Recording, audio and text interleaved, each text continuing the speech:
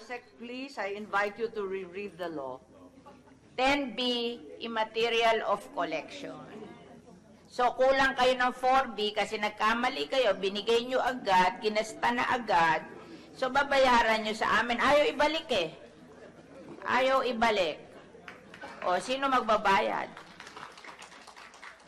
So, salitang totoo to, ha? Oh. Yes, Madam Chair, but I'm clarifying, Madam Chair, that we have a provision in the GAA under the program fund that the release of the 4 billion is subject to the excess revenue to be determined by law.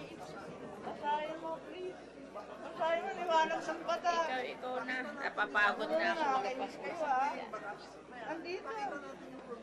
Aling provision na ngayon? Andito yun eh. Andito sa bata. Usapan yun eh. Kayo, binigay nyo sa DA. Eh, yung DA, pag nakakita ng pera yan, nababaliw yan eh. Oh. Kayo nagkamali eh, di ba? Dapat hindi binigay eh. Ibalik. Ibalik, paltan nyo. Paltan nyo. No, Madam Chair,